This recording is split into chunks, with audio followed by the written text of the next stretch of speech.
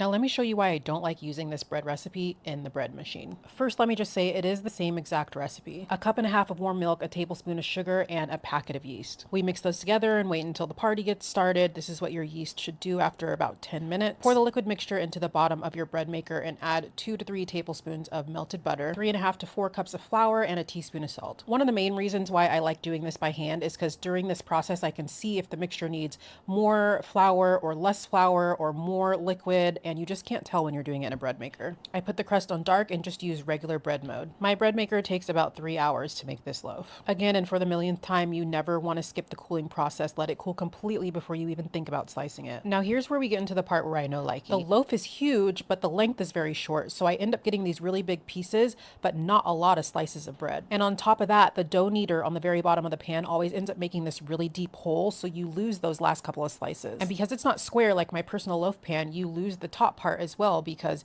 you end up cutting that in half and you get these really weird tiny slices. So I just cut that top part off. See, this is what I mean. This is what the last couple of slices look like. So I end up just chopping that end part off. And I'm going to use it right now just to make a sandwich so it doesn't go to waste. But generally, like, nobody's going to grab that last slice with the big old hole in it. So does it taste good? Yes, it's delicious. But I just don't like the sizing and I feel like it wastes a lot of bread.